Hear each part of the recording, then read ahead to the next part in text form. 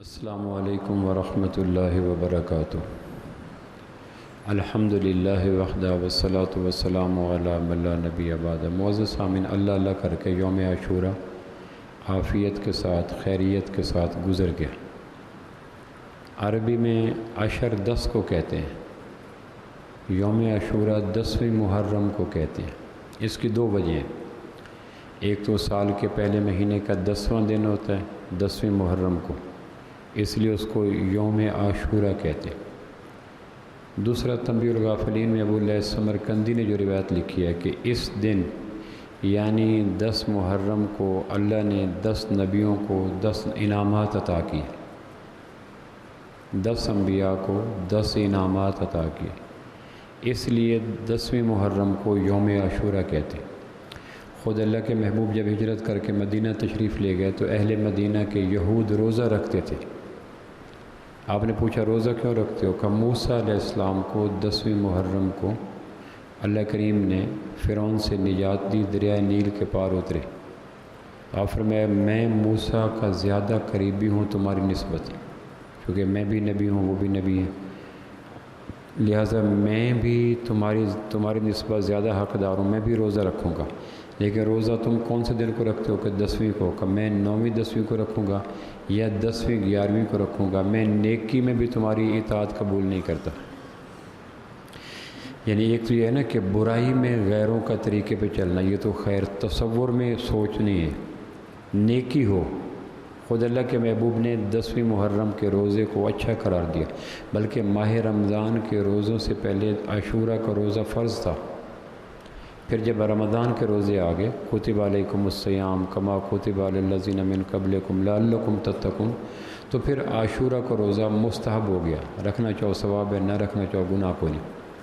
لیکن ایک زمانہ عاشورہ کے روزوں پہ فرضیت کا بھی رہا ہے، تو 10 نبیوں کو 10 محرم کو 10 انعامات ملے۔ آدم علیہ السلام کی توبہ 10 محرم کو قبولی، نوح علیہ السلام کی کشتی 10 محرم کو جودی پہاڑ پہ رکی، یونس علیہ السلام مچھلی کے پیٹ سے ساحل سمندر پہ 10 محرم کو بحر تشریف لائے، ابراہیم علیہ السلام کو نار نمرود سے نجات 10 محرم کو ملی، اور اس طرح موسیٰ علیہ السلام کو نیل کے کنارے سے دریائے نیل سے کنارے تک اللہ نے فرعون سے بچایا تو 10 محرم تھا۔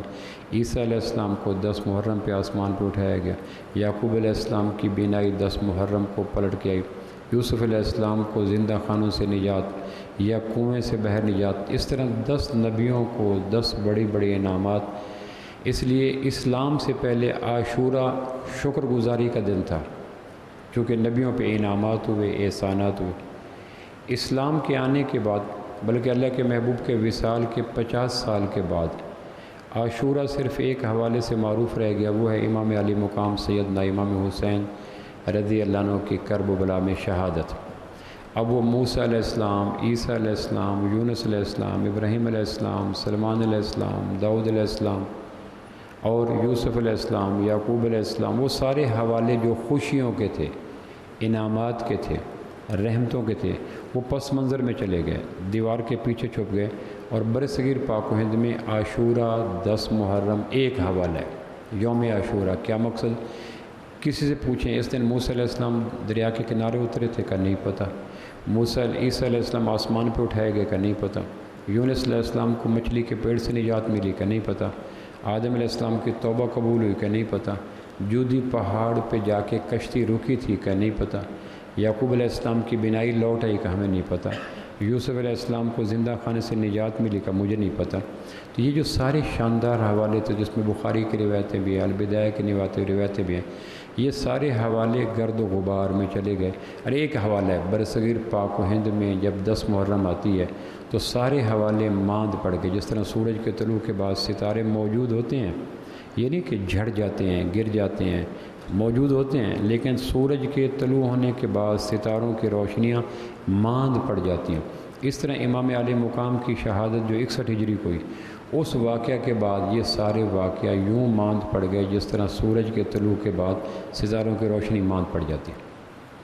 اللہ نے کرم کیا، ہمارے ملک میں امن کے ساتھ عاشورہ گزر گیا، ورنہ عدلیہ پریشان، مقننہ پریشان، انتظامیہ پریشان، فوج پریشان، سول سوسائٹی پریشان، تاجر پریشان، راہگیر پریشان، بیمار پریشان، طلبہ پریشان، عام لوگ پریشان، چونکہ گزر گئے ہیں بند، خاردار تاریں، بختر بند گاڑیاں، مشین گنیں، کرفیو کا نافذ ہونا، منی مارشل لا، سر شام مارکیٹوں کا بند ہو جانا، روز کے کمانے والوں کے چولہوں کا ٹھنڈا پڑ جانا، یہ سارے حالات. ہم تو فیصل آباد میں رہنے والے ہیں، فیصل آباد کی سرزمین پہ ہم آئی وٹنس ہیں لوگوں کی چیخوں کے، پریشانیوں کے، کہ محرم شروع ہو گیا، بازار 4 بجے بند، 5 بجے بند، 3 بجے بند، اندرون شہر کی کھربوں کی جو آمد رفت ہے پیسے کی، وہ 10 محرم کے بعد یعنی 1 سے 10 محرم تک وہ ٹرانزیکشن رک جاتی ہے.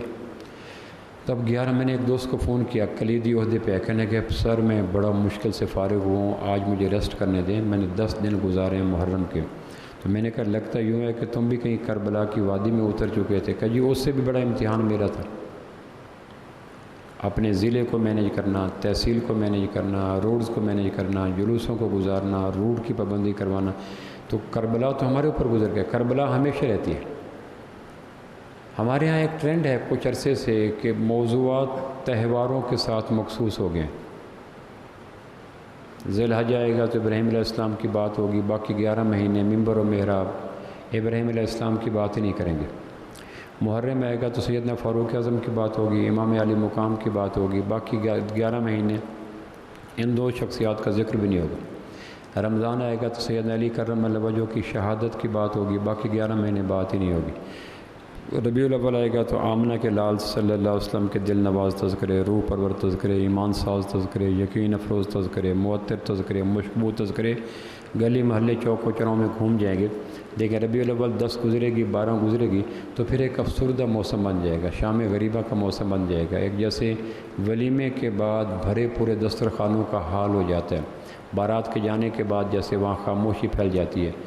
یا جس طرح ایک دیہات کے اسٹیشنوں پہ دن ڈھلے ایک سکوت مزمحل گاڑی گزر جانے کے بعد، تو ہمارے ہاں کچھ عرصے سے تہوار منائے جاتے ہیں. تہواروں کی اصل دنیا عیسائیت سے آئی تھی. ان کے یہاں تہوار ایک ہی ہوتا ہے، عیسیٰ علیہ السلام کا میلاد عیسیٰ.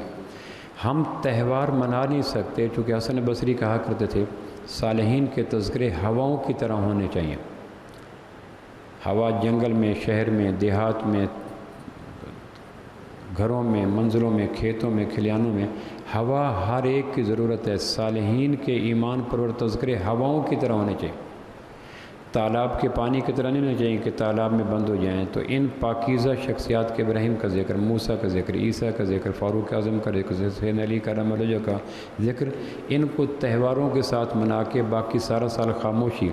اب باقی 355 دن لے گئے وہ ساتھ ساری زندگی کے رونقیں، تو وہ باقی 355 دن امام علی مقام کی وہ روشنیاں، وہ خوشبوئیں، وہ نگہتیں، وہ تنویریں، وہ جرت، وہ غیرت، وہ حیا، وہ شجاعت، وہ خودی، وہ سارے تذکرے اب ماند پڑ جائیں گے. 355 دن خاموشی ہوگی. حالانکہ 355 دن بھی حرارت کے لیے، زندگی کے لیے، خوشبو کے لیے، رواں دواں ہونے کے لیے یہ تذکرے ضروری ہیں.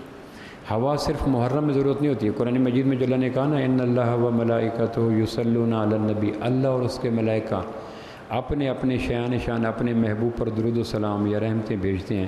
یصلون میں استمرار ہے، دوام ہے، کنٹینیوٹی ہے، تسلسل ہے کہ اللہ اور اس کے ملائکہ سال کے 365 دن، دن کے 24 گھنٹے، گھنٹے کے 60 منٹ، منٹ کے 60 سیکنڈ، ہر لمحے اللہ اپنی شان، اللہ کے ملائکہ اپنی شان درود و سلام کے، رحمت و برکت کے گجرے اور پھول اپنے محبوب پہ بھیجتے رہتے ہیں. اور یہ گجرے، پھول، رحمتیں، ذکر، تذکرے یہ صرف ربیع الاول کے 12 دن نہیں ہوتے. یہ تھرو آؤٹ دا ایئر اللہ اور اللہ کے ملائکہ اپنے محبوب کا ذکر کرتے ہیں کسی نہ کسی حوالے سے. ہمیں کیا کہا گیا؟ یا ایھا الذین آمنوا صلوا علیہ وسلموا تسلیما، ایمان والو تم بھی سال کے 365 دن میں میرے محبوب کے مشکبو تذکرے عام کیا کرو.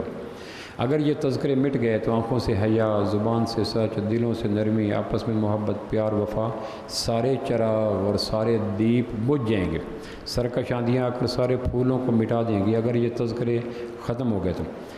ہمارے ہاں جس طرح فکری غلامی کی وجہ سے غیروں کی ہر چیز لیتے ہیں، زبان لیتے ہیں، لباس لیتے ہیں، تہذیب لیتے ہیں، کلچر لیتے ہیں، ثقافت لیتے ہیں، تعلیم لیتے ہیں، قوانین لیتے ہیں، اسی طرح دیکھا دیکھی ہمارے ہاں تہواروں کو، شخصیات کا ذکر تہواروں کے ساتھ کرنا اور تہوار گزر جائے اور پھر عالم خاموشی، یہ بھی دراصل ایکسپورٹ شدہ نظریہ ہے، امپورٹ شدہ نظریہ ہے ہمارے اوپر کہ تم ان شخصیات کا تذکرہ 10 دن کرو، 5 دن کرو، 15 دن کرو، حالانکہ یہ تذکرے سال بھر کسی نہ کسی حوالے سے ہوتے رہنے چاہیے، کیونکہ ان تذکروں سے زندگی ملتی ہے، وفا ملتی ہے، حیا ملتی ہے، آنکھوں کو نمی ملتی ہے، سچ ملتی ہے، غیرت ملتی ہے، شجاعت ملتی ہے، پیار ملتا ہے، رویے ملتے ہیں، امن ملتا ہے، دلجوئی ملتی ہے، تعلیم ملتی ہے۔ اگر یہ تذکرے گم ہو گئے تو ہم پتھر بن جائیں گے، ہم لوہے کے مجسمے بن جائیں گے، ہم روئی کا صحرا بن جائیں گے، ہم افریقہ کے جنگل بن جائیں گے جہاں ریت ہے، نمی ہے کوئی نہیں، ہریالی ہے کوئی۔ تو میں یہ گزارش کر رہا تھا کہ ہمیں ان تہواروں کے ساتھ تذکروں کو وائنڈ اپ کرنے کی رسم ختم کرنی چاہیے۔ امام عالی مقام کے تذکرے میں تھرو آؤٹ دا ایئر کرنے چاہیے، سال بھر کرنے چاہیے، گرمی کیا سردی، ہوا سال بھر کی ضرورت ہے، ہوا امیر و غریب کی ضرورت ہے، ہوا عورت اور مرد کی ضرورت ہے، ہوا بوڑھے اور جوان کی ضرورت ہے، ہوا تاجر اور کاشتکار کی ضرورت ہے، ہوا فقیر اور صحت مند کی ضرورت ہے، ہوا ہسپتال میں بھی چاہیے، پگڈنڈی میں بھی چاہیے، چوک میں بھی چاہیے، کھیت کھلیان میں بھی چاہیے۔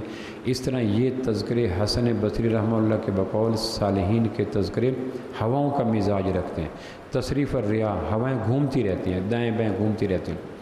تو آج چند باتیں اپنے اندر کے کوئلوں کو انگارہ بنانے کے لیے، غنچوں کو گلاب بنانے کے لیے، حبس کو دور کرنے کے لیے، اور گھٹن کو ذیل کرنے کے لیے، اور خزاں کو بہار میں بدلنے کے لیے، اور تاریکی کو اجالے میں بدلنے کے لیے، اور دلوں کو نمی دینے کے لیے، دماغ کو شوق آخرت دینے کے لیے، انسان کو انسانیت دینے کے لیے آج چند تذکرے امام عالی مقام کے کرتے ہیں رضی اللہ تعالی عنہ، سیدنا امام حسین۔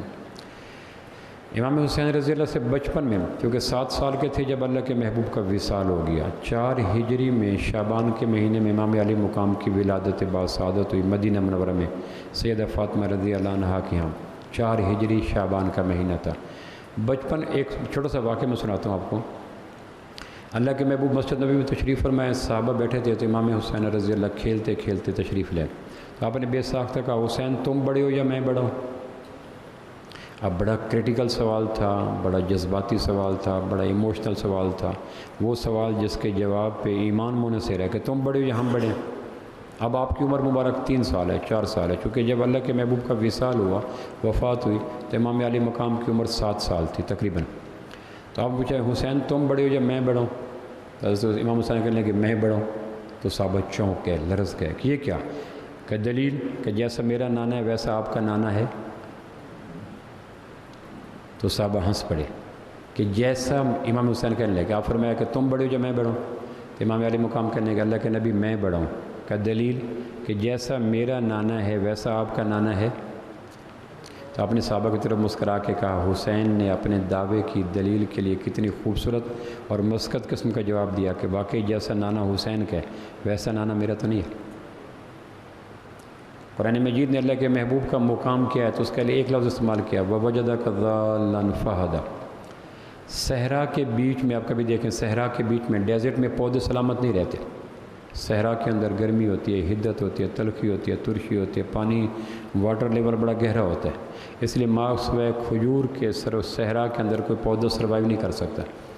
عرب جب صحرا میں چلتے تھے، صحرا میں کوئی ٹیلا سلامت نہیں ہوتا، آندھی چلی تو ٹیلا گڑھا بن گیا، گڑھا آندھی ٹیلا بن گیا، ریت کا مزاج کوئی نہیں ہوتا، پتہ کوئی نہیں، اس لیے صحرا میں رہنے والوں کی باتیں پکی کوئی نہیں ہوتی، چونکہ ریت کا پتہ کوئی نہیں ہوتا، ٹیلوں کا پتہ کوئی نہیں ہوتا، کب گڑھا ٹیلا بن جائے، کب ٹیلا گڑھا بن جائے۔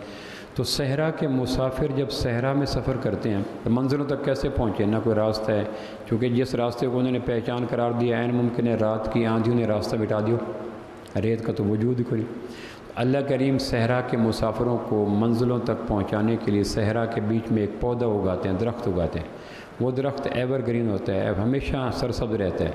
تو صحرا کے مسافر منزلوں تک پہنچنے کے لیے اس درخت کو بنیاد بناتے ہیں کہ وہ جو درخت کھڑا ہے، درخت پہ جا کے دائیں مڑیں گے تو ایک دن کی مسافت پہ ہمارا گاؤں آ جائے گا۔ تو عربوں کو جان سے عزیز وہ درخت ہوتا ہے جو منزلوں تک پہنچاتا ہے۔ اگر وہ درخت گر جائے یا اوجھل ہو جائے یا آنکھوں سے نظر انداز اوجھل ہو جائے تو عرب پھر صحرا میں گھوم گھوم کے مر جاتے ہیں، کیونکہ صحرا میں راستہ کوئی نہیں ہوتا۔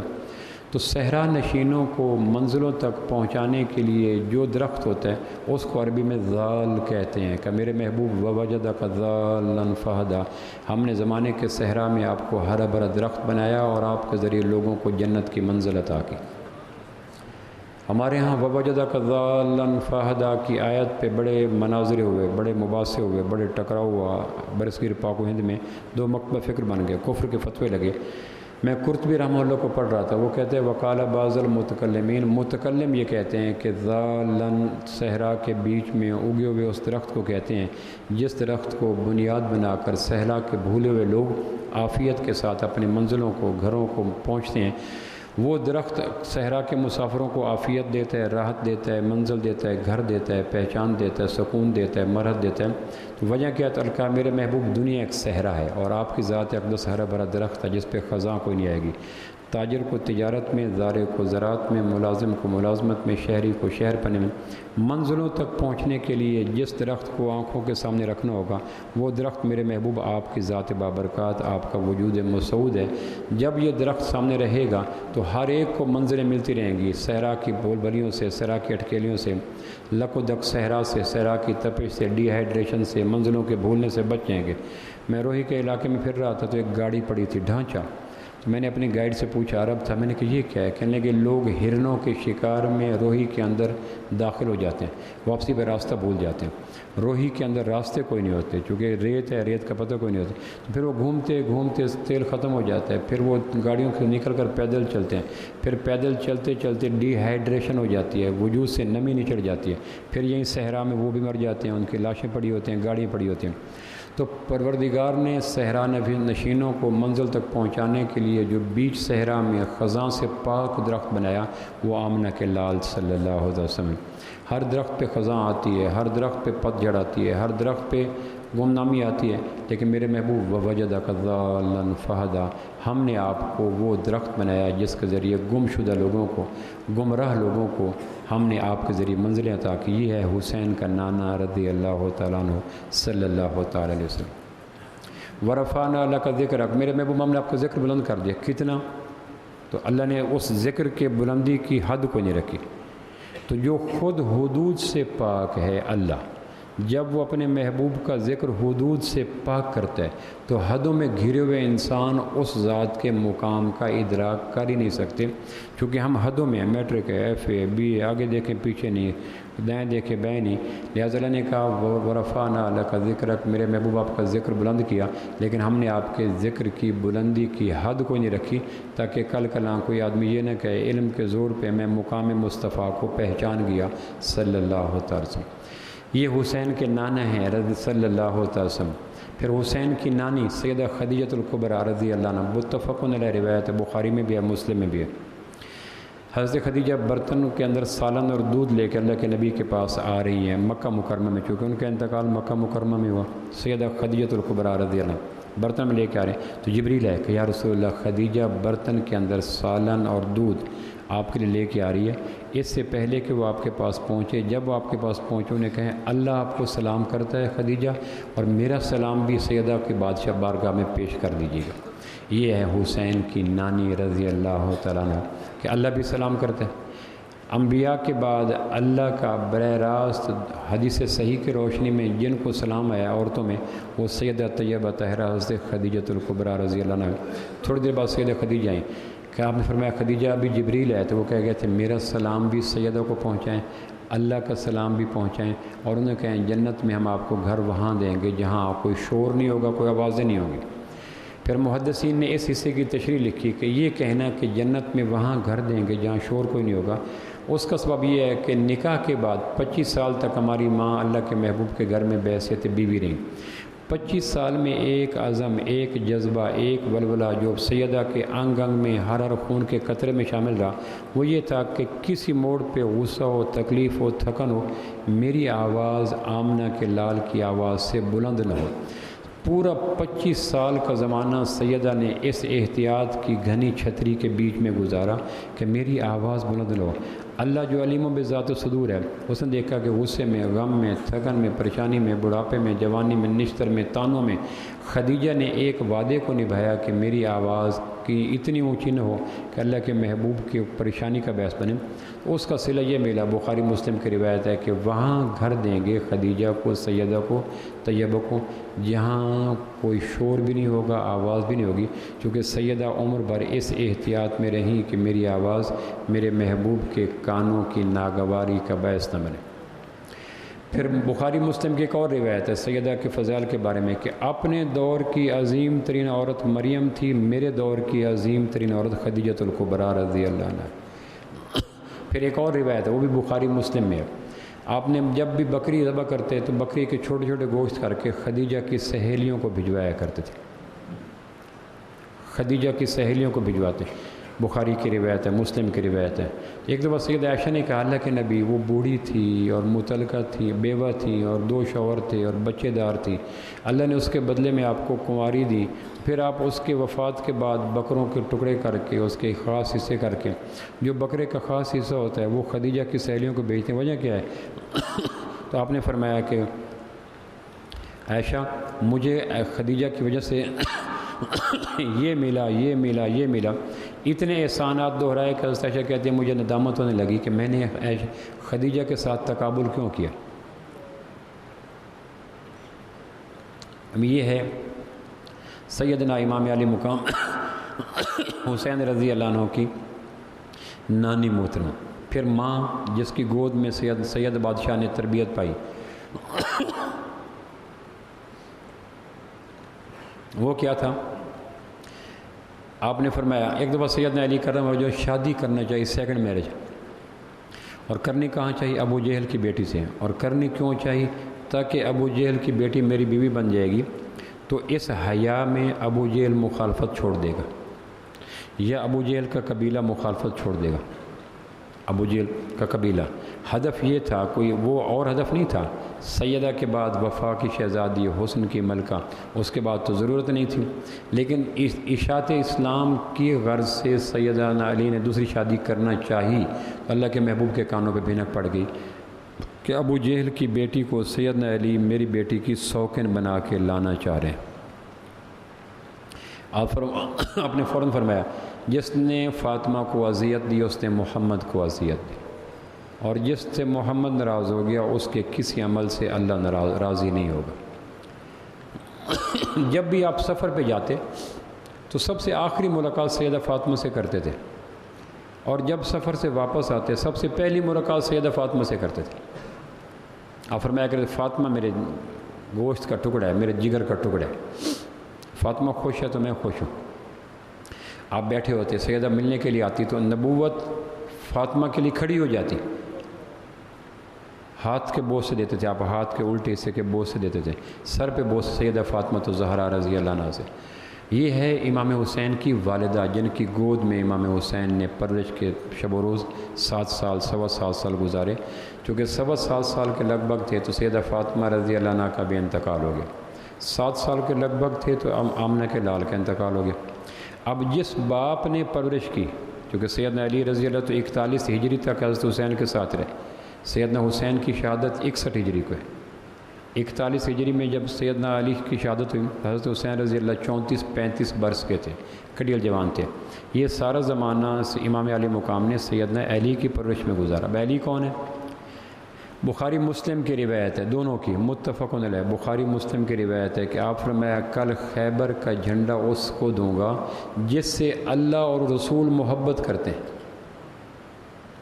یعنی آپ حدیث کی اٹھان دیکھیں، الفاظ کا حسن دیکھیں، جس سے اللہ اور اللہ کا رسول محبت کرتے ہیں، کل میں جھنڈا اس کو دوں گا. اللہ سے محبت کرنا، اللہ کے رسول سے محبت کرنا ہمارا ایمان کی بنیاد ہمیں کرنی ہے. لیکن اللہ محبت کریں کسی سے، اللہ کے رسول کریں محبت کسی سے، یہ کسی آدمی کے معراج کی، عزت کی، عظمت کی، رفعت کی، بلندی درجات کی سب سے بڑی دلیل ہے. کل میں جھنڈا اس کو دوں گا جس سے اللہ رسول محبت کرتے. پھر مسلم کی روایت ہے علی سے محبت ایمان کی نشانی ہے. اگر علی کا ذکر سننے کے بعد طبیعت کھل اٹھے، شگوف گلاب بنے، اندر جگنو آ جائیں، طبیعت پہ خوشی آ جائے، لبوں پہ مسکان آ جائے، انگ انگ نخلستان بن جائے، اندر روشنیوں کا جہان آباد ہو جائے، تو اپنے آپ کو مبارکباد دیں، خراج عقیدت دیں۔ مسلم کی روایت میں علی کی محبت ایمان کا حصہ ہے۔ اور اگر علی کے ذکر سے بوجھ ہو، تھکن ہو، کباہت ہو، طبیعت میں گھٹن ہے، مسلم کی روایت ہے علی سے بغض منافق ہونے کی نشانی۔ ہجرت ہوئی مدینہ منورہ میں، تو وہاں جا کے آپ نے ایک انصاری کو ایک مہاجر کا بھائی بنایا، جس کا مواخات کہتے ہیں۔ انصاری کو پکڑتے کیا نام ہے، مہاجر کو پکڑتے کیا نام؟ میری طرف سے تم دونوں نظری بھائی ہو۔ ایک نسبی بھائی ہوتا ہے، ماں کے پیٹ سے جنم لینے والا نسبی بھائی ہوتا ہے، اور نظریے کی بنیاد پہ اکٹھے ہونے والے نظری بھائی ہوتے ہیں۔ کہ تمہیں محمد نسبی کے ساتھ نظری بھائی بناتا ہے، تم نظریاتی بھائی ہو۔ آپ نے سارے مدینہ کے صحابہ اور مکہ کے مہاجرین کو بھائی بنا دیا۔ حضرت علی کو کسی کا بھائی نہ بنایا، تو حضرت علی رو پڑے کہ یا رسول اللہ میرا بھائی بنایا نہیں۔ آپ فرمائے، بخاری مسلم کے روایت، آپ فرمائے علی دنیا اور آخرت میں تم میرے بھائی ہو۔ یہ دنیا کے بھائی ہیں، آخرت کے بھائی نہیں ہیں۔ تم دنیا میں بھی میرے بھائی ہو، آخرت میں بھی میرے بھائی ہو۔ تبوک ہوا مدینہ منورہ سے 900 کلومیٹر دور، تو آپ نے صحابہ کو لے کے چلو بھائی تبوک چلو، تو حضرت علی کو مدینہ ٹھہرا دیا۔ تو مدینہ کے یہود نے اور منافقین نے تانا دیا کہ علی مرد میدان نہیں تھا، اس لیے عورتوں کے حوالے اور بچوں کے حوالے علی کو چھوڑ گئے۔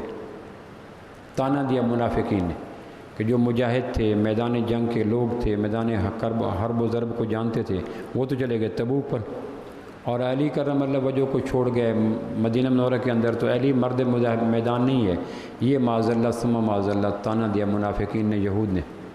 تو اللہ کے نبی واپس تشریف لائے تو حضرت علی نے عرض کیا، یوں تانا دے رہے تھے، آپ فرمایا علی تم میرے لیے ایسے ہو جیسا موسیٰ علیہ السلام کے لیے ہارون علیہ السلام تھے، لیکن میرے بعد نبی کوئی نہیں۔ آپ سالن کھا رہے تھے، کسی پرندے کا گوشت ہے، پرندوں کا گوشت آپ کو پسند تھا۔ میں کبھی کبھی سوچتا ہوں اللہ کا یہ کتنا بڑا کرم ہے کہ جنت میں بریلر نہیں ہوگا۔ اگر جنت میں بریلر ہوتا میاں صاحب تو کیا بنتا ہمارا۔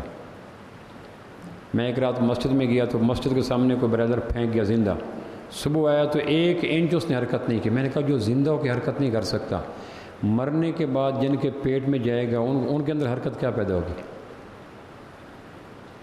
اللہ کا یہ شکر ہے کہ جنت میں بریلر نہیں ہوں گے، اور سب سے جنت میں جو اعلیٰ گوشت ہوگا وہ پرندوں کا ہوگا۔ پرندے ہر وقت نقل و حرکت میں ہوتے ہیں، موبائل لائف گزارتے ہیں، جم کے بیٹھتے ہیں۔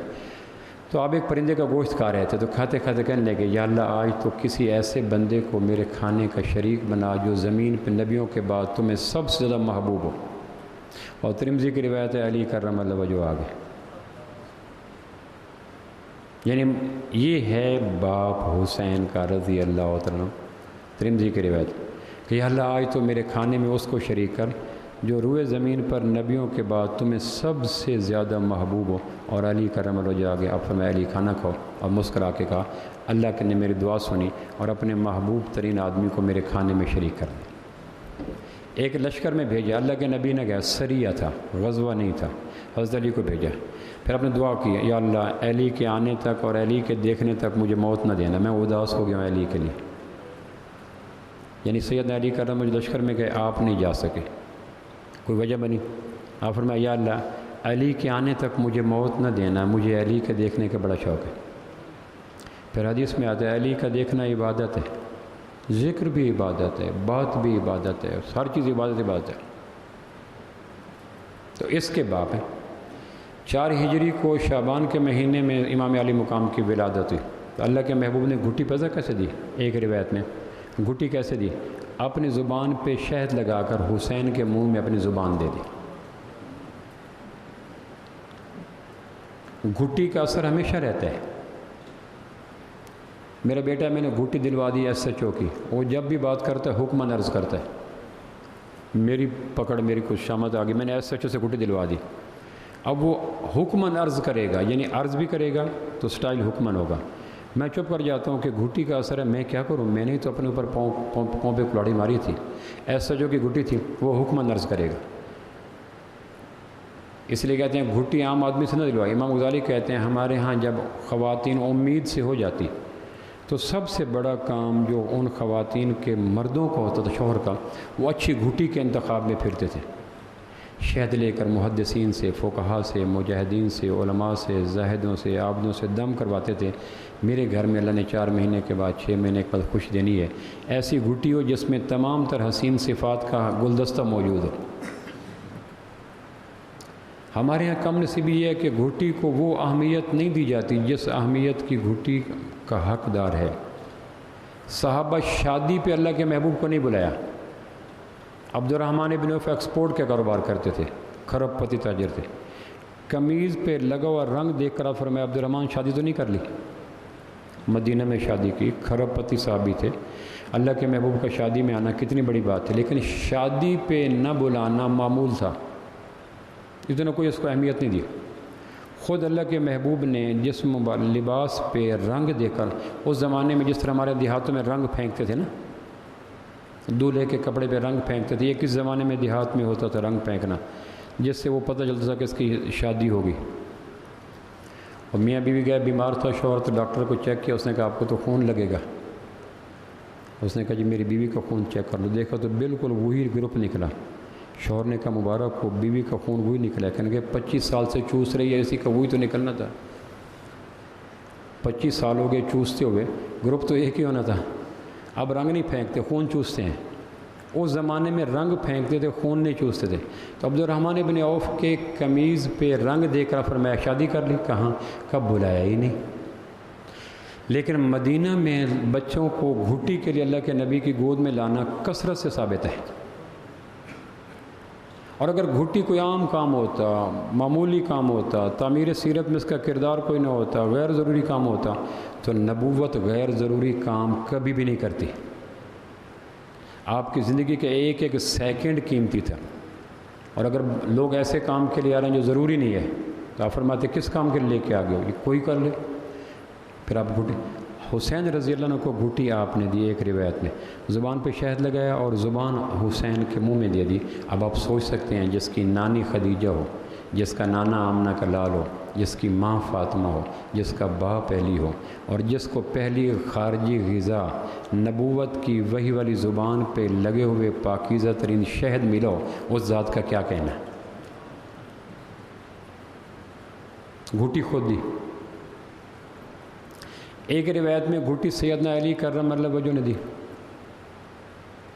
اچھا، حسنین کریم آپ نے کہا حسین میرا بیٹا ہے، میری بیٹی کا بیٹا ہے، میرے دوست کا بیٹا ہے، حدیث میں آتا ہے۔ علی میرا دوست ہے، علی ہر مومن کا دوست ہے، جو میرے اوپر ایمان رکھتا ہے اس کو علی کو مومن اپنا دوست ماننا چاہیے۔ حسین میرا بیٹا ہے، میری بیٹی کا بیٹا ہے، میرے دوست کا بیٹا ہے۔ ایک روایت میں گھٹی پہلے سیدنا علی نے دے لی، تو حضرت فاطمہ نے کہا نہیں نانا ابو سے دلواؤ۔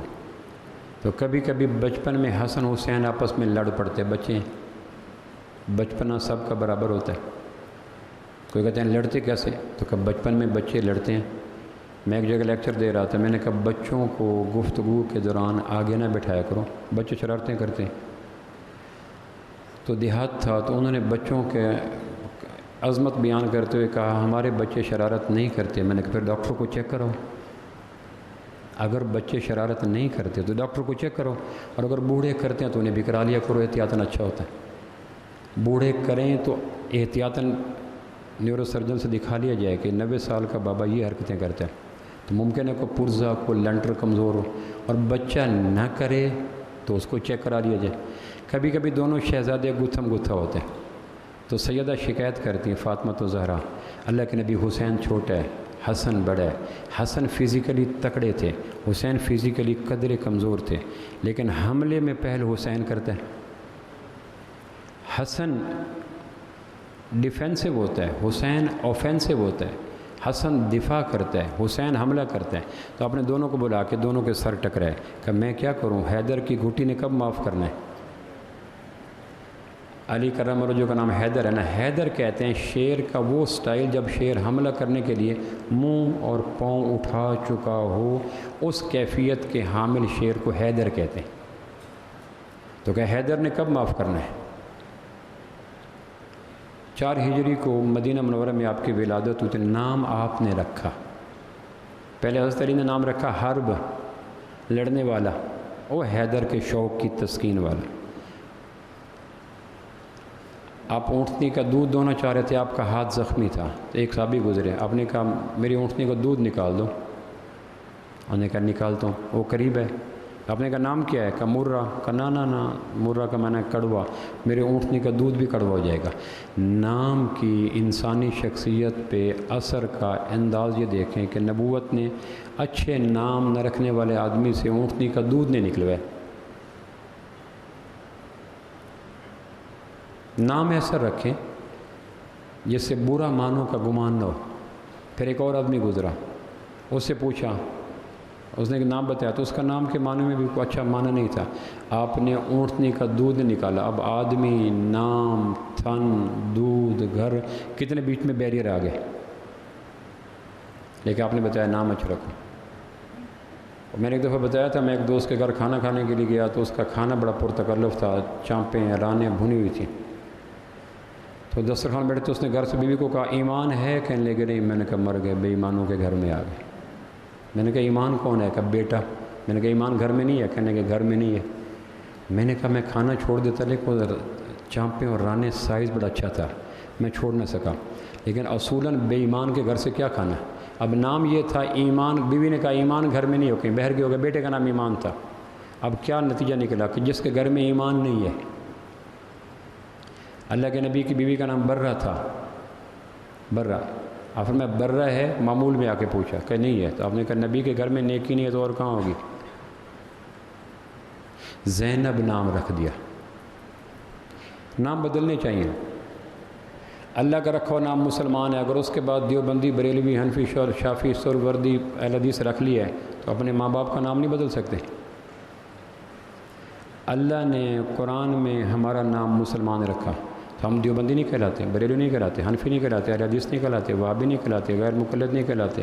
اگر اللہ کے نام کو بدلنے کی جرأت رندانہ ہمارے اندر ہے تو ماں باپ کا نام کیوں نہیں بدل سکتے جو شریعت نے اجازت بھی دی ہے؟ سماکم المسلمین، تمہارا نام مسلمان رکھا ہے۔ تو ہماری مسجدوں کے مین گیٹ پہ مسجد کتنے نام رکھے ہوتے ہیں جو اس میں صرف مسلمان نہیں ہوتا، باقی سب کچھ نام ہوتے ہیں۔ اتنی لمبی پلیٹ ہوتی ہے اور اس پہ صرف مسلمان نام نہیں ہوتا، باقی سارے ناموں کی لمبی گردان در گردان در گردان شروع جاتی ہے۔ پھر سیدہ فاطمہ کے بچوں کے نام ان کے ننیحال نے رکھے، سارے شہزادوں کے نام نانک وال نے رکھے۔ ہمیں بھی اپنے بچوں کے ناموں کے حوالے سے ان کے ننیحال کو ترجیح دینی چاہیے۔ نانا کون ہوتا ہے نام رکھنے والا، ساس کون ہوتی ہے نام رکھنے والی، خالہ کون ہوتی ہے نام رکھنے والی؟ تو اللہ کے محبوب کے نے نام بدل دیے۔ حسین کا نام حرب رکھا، فرمایا میرا بیٹا حرب نہیں ہے، میرا بیٹا حسین ہے۔ دادک وال کا رکھا ہوا نام آپ نے کراس کر دیا، حالانکہ حرب کے نام میں کوئی معنی برا پن نہیں تھا۔ سیدنا علی کے تو انگ انگ سے علم نکلتا ہے، روئیں روئیں سے علم نکلتا ہے۔ علم کے جس شہر میں علم ملتا ہے اس کے مین گیٹ ہی علی کرم اللہ وجہ ہے۔ علی کو نظر انداز کر کے اصلی علم تک اپروچ ہی نہیں ہو سکتی، لیکن علی نے نام رکھا حرب، تو آپ نے کراس کر دیا کہ میرا بیٹا حسین ہے، حرب نہیں، پھر گھٹی دی۔ پھر فاطمہ کو تاکید کی کہ فاطمہ میرے شہزادوں کو فی ظلال القرآن پرورش کرنا، کسی اور سے ڈرا کے پرورش نہ کرنا۔ دونوں بھائیوں میں لڑائی ہوگی تو دونوں بھائیوں کو بلا کے سیدہ نے کہا تم لڑے ہو، تم، انہوں نے کہا اس کا قصور، انہوں نے کہا اس کا، کہ قرآن کہتا ہے لا تفسدوا فی الارض، زمین پہ فساد نہ کرو، تم جاؤ اور نفل جا کے پڑھو کہ اللہ ہم نے تیری زمین پہ لڑ کے فساد کیا، ہمیں نہیں لڑنا ہے۔ یعنی بچپن کی ساری پرورش کی ٹھنڈی چھاؤں قرآن کے سائے میں تھی۔ پھر باقی 32 سال، 36 سال، 35 سال علی کرم اللہ وجہ نے عمر بھر میں جب بھی کوئی مسئلہ آیا حسنین کریمین کو قرآن کے سائے میں رکھا۔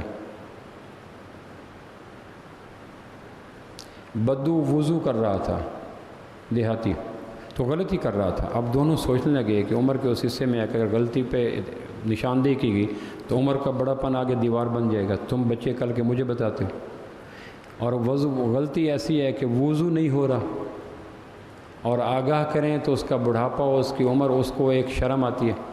تو پھر حسن نے حسین سے کہا رضی اللہ عنہما کہ میں غلطی کرتا ہوں، وضو کرتا ہوں اور وہی غلطی کروں گا جو بابا کر رہا ہے، اور جب اس غلطی کروں تو آپ نے کہنا نہ بھائی، نانا ابو ایسے وضو نہیں کرتے تھے۔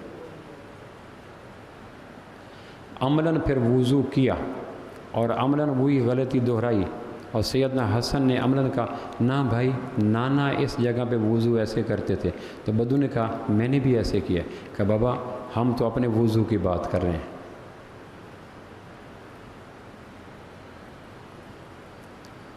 ایک آدمی نے کہا امام حسین سے شیطان توبہ کیوں نہیں کرتا؟ تو کہنے کہ اپنی غلطی کو اپنی طرف مانے تو توبہ کرے۔ وہ کہہ رہا فَبِمَا أَغْوَيْتَنِي، تو نے مجھے گمراہ کیا۔ ایک آدمی نے غلطی کی، کوئی نہیں، توبہ کیسے کرے؟ توبہ تب کرے جب غلطی کا انتصاب اپنی جگہ کرے تو کہ میرے سے غلطی ہوئی۔ ہمارے یہاں جو بڑے بڑے لوگ اڑ جاتے ہیں، بچے اڑ جاتے ہیں، بوڑھے اڑ جاتے ہیں، غلطی اپنی طرف منسوب کرنا یہ دنیا کا سب سے بڑا مشکل کام ہے، رانے نہیں کر سکتے، اڑ جاتے ہیں۔ فَبِمَا أَغْوَيْتَنِي، تو نے مجھے گمراہ کیا، شیطان کہہ رہا ہے۔ تو جب گمراہ اللہ نے کیا ہے، وہ گمراہ ہوا ہی نہیں، تو پھر توبہ کیسے کرے؟ ایک آدمی کہنے لگے شیطان سے کیسے بچیں؟ ویزیبل نہیں ہے، اس کے پاس داؤ بے شمار ہیں، نبیوں سے ٹکر لیتا رہے۔ اب آدم علیہ السلام سے شروع ہوا نا کام شیطان کا، اور اب تک، اور خون میں قطرہ خون کی طرح دوڑتا ہے، اور اس کی دسترس کے لیے اس کو بڑھاپا نہیں، کھانا نہیں، پینا نہیں، ذوف نہیں، تکن نہیں، ہیلے بہانے سارے جانتا ہے۔ اب جواب سنیں امام علی مقام کا، فرمانا کہ شیطان کے وار کے 4 درجات ہوتے ہیں۔ سب سے پہلے وسوسہ ڈالتا ہے، پھر ارادہ کراتا ہے، پھر پختہ عزم کرواتا ہے، پھر عمل کرواتا ہے۔ شیطان ایٹ ونس عمل نہیں کرواتا، پہلے ارادہ، پہلے وسوسہ۔ فوسوس لہم الشیطان، شیطان نے وسوسہ ڈالا، پھر جب آدمی وسوسے کے آگے روکتا نہیں ہے تو پھر ارادہ کروا لیتا ہے۔ ما نہاکما ربکما عن ہذہ الشجرہ الا ان تکونا ملکین او تکونا من الخالدین، وسوسے کو پختہ کر کے ارادہ میں لے آتا ہے۔ جب ارادے کے آگے آدمی بند نہیں باندھتا تو پھر پختہ عزم کرتا ہے، پھر پختہ عزم قاسمہما انی لکما لمن الناصحین، کر گزرو۔ جب پختہ عزم کے آگے آدمی بند نہیں باندھتا تو پھر وہ عمل کروا دیتا ہے۔ تو انہوں نے کہا بچنے کا طریقہ کیا ہے کہ جب وسوسہ ہو اسی وقت کو اعوذ باللہ من الشیطان الرجیم۔ کیسا خوبصورت جواب ہے۔ جب وسوسہ آئے تو اس وقت کو فَلْيَسْتَعِذْ بِاللَّہ، اللہ میں تیری پناہ میں آتا ہوں، چونکہ وسوسے کے وقت اس کی حیثیت درخت کے خشک پتے کی طرح ہوتی ہے، اور خشک پتے کو ہلانے کے لیے آدمی کی پھونک ہی کافی ہوتی ہے۔ اور جب اس کے بعد وسوسے سے پھر ارادہ بن جاتا ہے، ارادہ سے عزم بن جاتا ہے، عزم سے وجود پکڑ جاتا ہے، پھر وجود پکڑتے ہوئے آدمی اس گناہ کو تسلسل اور تکرار اور کنٹینیوٹی میں لے آتا ہے، تو پھر وہ تنا اور جڑ بن درخت بن جاتا ہے، ملٹیپل میلوما بن جاتا ہے، بلڈ کینسر بن جاتا ہے، پھر ایک جگہ سے قابو کریں دوسری جگہ، دوسری جگہ تیسری جگہ۔ شیطان سے بچنے کا طریقہ یہ ہے کہ وسوسہ ڈالے تو بند باندھ دو۔ ایک آدمی کہنے لگے اس کی وجہ کیا ہے کہ اللہ کہتا ہے زانی عورت زانی مرد، پھر کہتا ہے چور مرد چور عورتیں۔ اس میں پہلے عورت کو الزانیۃ والزانی، زانی عورت زانی مرد، پہلے زانی عورت ڈسکس کیا، پھر کہا السارق والسارقہ، چور مرد چور عورت۔ زنا میں آغاز عورت سے کیا، چور میں آغاز مرد سے کیا۔ کہنے کہ زنا نہیں ہوتا جب تک عورت آمادہ نہ ہو، چوری نہیں ہوتی جب تک مرد تیار نہ ہو۔ قرآن کا اسلوب پہ گہرائی دے رہے ہیں۔ ایک آدمی نے کہا 10 کاروبار کر چکا ہوں، نقصان ہی نقصان ہے، کیا کروں؟ کوئی ایسا کاروبار بنائے، اس کو آپ غور سے سنیں گے، مجھے پتہ ہے، باقی سنیں نہ سنیں۔ کوئی ایسا کاروبار بتائیں جس میں نقصان نہ ہو۔ کہنے کہ بتا دوں، پکی بات، حسین تمہیں لکھ کے دیتا ہے نقصان نہیں ہوگا۔ اب میں نے دیکھا گردنوں میں فرق آ گیا، گردنوں میں، آنکھوں میں بھی فرق آ گیا، کیونکہ اللہ کا شکر ہے ہم میری طرح ہم سارے 12 نقصان کر کے بیٹھے ہیں۔ کہ یہ کوئی ایسا طریقہ بتاؤ جس میں نقصان نہ ہو۔ تو کہنے لگے وَلَوْ أَنَّ أَهْلَ الْقُرَىٰ آمَنُوا وَاتَّقَوْا لَفَتَحْنَا عَلَيْهِمْ بَرَكَاتٍ مِّنَ السَّمَاءِ وَالْأَرْضِ، تقوی اختیار کرو، اللہ زمین آسمان کی برکتوں کے دروازے کھول دے گا۔ وَمَن يَتَّقِ اللَّهَ يَجْعَل لَّهُ مَخْرَجًا وَيَرْزُقْهُ مِنْ حَيْثُ لَا يَحْتَسِبُ، تقوی اختیار کرو، وہاں سے رزق ملے گا جہاں سے گمان نہیں ہوگا۔ انہوں نے کہا تقوی کیا ہے؟ آپ سنیں تقوی کیا ہے؟ کہنے کہ گناہ کو اس لیے چھوڑنا کہ اللہ دیکھ رہے ہیں، بیوی دیکھ رہی ہے اس لیے گناہ چھوڑنا گناہ سے بڑا گناہ ہے۔ نیکی اس لیے کرنا کہ بیوی خوش ہو، گناہ ہے یا نہیں؟ بولیں جی۔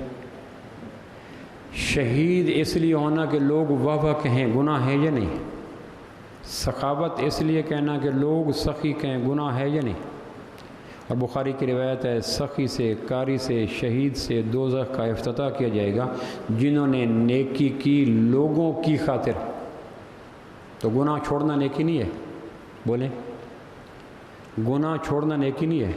تو اگر نیکی چھوڑی ہے بیوی کی خاطر، دوست کی خاطر، باس کی خاطر، کیمرے کی خاطر، بچے کی خاطر، تو اگر شہادت لی ہے لوگوں کی خاطر تو گناہ، اور گناہ چھوڑا ہے بیوی کی خاطر تو وہ نیکی کیسے بن گئی؟ وَمَن يَتَّقِ اللَّهَ يَجْعَل لَّهُ مَخْرَجًا وَيَرْزُقْهُ مِنْ حَيْثُ، یہ حسینی جواب ہے، تقوی اختیار کرو۔ اینڈرائڈ سیٹ کے آ جانے کے بعد ہر شخص کے پاس تقوی کے روز موقع ہوتے ہیں۔